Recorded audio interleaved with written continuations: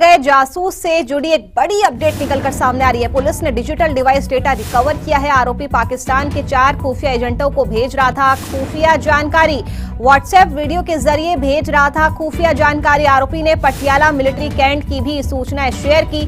आरोपी देवेंद्र सिंह अपने पास 2 मोबाइल रखता था। आज देवेंद्र को फिर कोर्ट में पेश किया जाएगा। तो ये बड़ी खबर पहुंचा रहे हैं आप तक कैथल से पकड़े गए जासूस से जुड़ी हुई।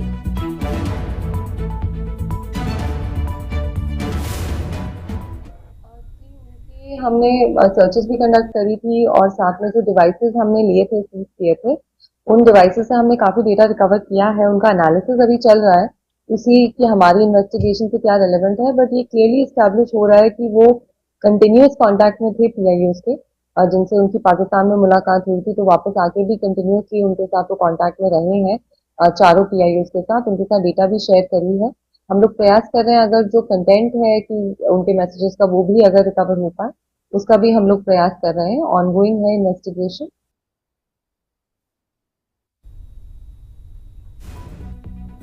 हमारे दोनों संवाददाता देवांश और रवि चंदे लगातार लाइव जुड़े हुए हैं। देवांश, सबसे पहले मैं आपका रुख करूंगी। देवांश, कानूनी तौर पर मैं आपसे समझना चाहूंगी कि जब इस तरह के मामले आते हैं देश के साथ गद्दारी करने के लिए, देश के खिलाफ जासूसी करने के लिए, तो कानून क्या कहता है, किन धाराओं के तहत केस दर्ज होता है?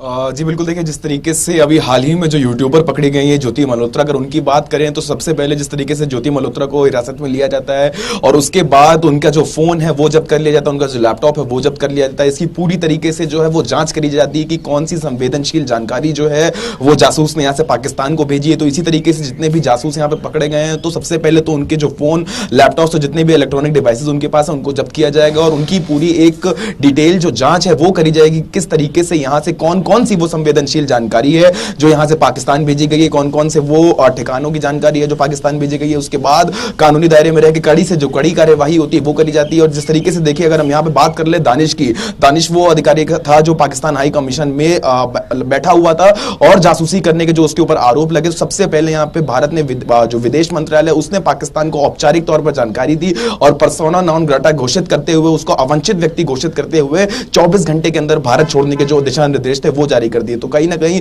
एक बहुत बड़ी एक जीत कहना चाहूंगा मैं, क्योंकि जिस तरीके से ये जो जासूस इस वक्त भारत में रह रहे थे, जो कि भारत में रहकर भारत का नमक खाकर जो भारत के साथ ही गद्दारी कर रहे थे, तो इनको पकड़ना कहीं ना कहीं एक बहुत बड़ी जो जीत कहलाई जाएगी। क्योंकि जिस तरीके से ये जो जासूस हैं वो जो संवेदनशील जानकारी, जो सैन्य ठिकाने हैं, जो सेना का मूवमेंट है, उसकी जो एक बहुत जरूरी जानकारी होती है वो यहां से पाकिस्तान भेजने का इनके ऊपर आरोप लग रहा हुआ था। और जिस तरीके से यहां पे देखिए, जिस तरीके से ज्योति मल्होत्रा को भी पहले हिरासत में लिया जाता है, फिर उनको जो है वो रिमांड मिल जाती है और उसके बाद अब जो लगातार पूछताछ ज्योति मल्होत्रा से जारी है। और फिलहाल जो पूछताछ में निकल के आएगा, जिस तरीके के और नए बड़े अपडेट निकल के आएंगे कि कौन कौन सी वो संवेदनशील जानकारी दी और कौन कौन से इंपॉर्टेंट अपडेट्स ज्योति मल्होत्रा के पास थे जो उन्होंने यहां से पाकिस्तान भेजे, तो उनके मद्देनजर यहां पे जो कानूनी दायरे में रहकर बड़ी से बड़ी और सख्त से सख्त जो कार्यवाही होगी वो करी जाएगी। जी रवि, आपका रुख करूंगी। अगर मैं ये कहूं तो ये गलत नहीं होगा कि देश के बाहर के दुश्मनों से लड़ना तो आसान है, लेकिन ये तो दुश्मन जो देश के अंदर बैठे हैं, इनसे निपटना बहुत ज्यादा जरूरी हो जाता है।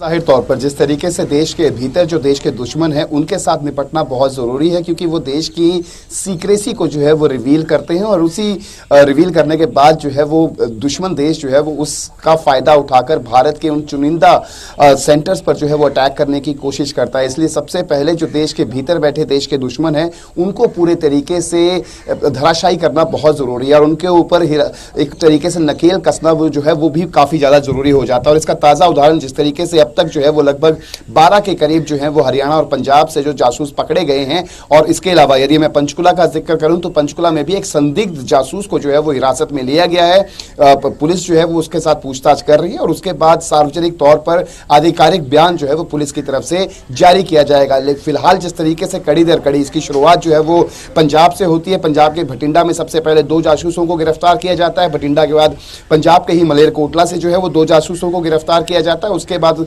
उनकी कड़ी जो है वो सीधे तौर पर हरियाणा से जुड़ती है और हरियाणा में चाहे कैथल का जिक्र कर लें, नूह का जिक्र कर लें, हिसार का जिक्र कर लें, पानीपत का जिक्र कर लें, यहाँ से जो है वो 4 को जो है वो पाकिस्तानी जासूसों को गिरफ्तार किया जाता है और उनके खिलाफ पूछताछ जो है वो जारी रहती है, रिमांड पर भेजा जाता है। उसके बिना पर और अधिक लोगों के नाम जो है वो सामने आते हैं, जिसमें तारीफ जो कि नू का रहने वाला है उसका जिक्र कर लें, या फिर एक और व्यक्ति, एक और संदिग्ध जो पंचकुला के अंदर जिसको हिरासत में लिया गया है। हालांकि पुलिस की तरफ से बयान जो है वो जारी होगा, आधिकारिक बयान जारी होगा, उसके बाद दूध का दूध और पानी का पानी होगा कि आखिरकार किस आधार पर और क्या वो सच में ही जो एविडेंस उसके खिलाफ पाए गए हैं वो पूरे तरीके से बखूबी मिलते हैं, तो जाहिर तौर पर जो संख्या है वो 13 तक पहुंच जाएगी। तो ये कहा जा सकता है कि पहले देश के भीतर जो देश के दुश्मन छिपे हैं उनको पूरी तरीके से निरस्त करना बहुत जरूरी है, उनके खिलाफ सख्त से सख्त कार्रवाई करना भी बहुत जरूरी है। हालांकि जिस तरीके से अब तक का यदि हम जिक्र करें तो भारतीय दंड संहिता ऑफिशियल सीक्रेसी एक्ट 1923 और देशद्रोह की धाराओं के तहत उनके खिलाफ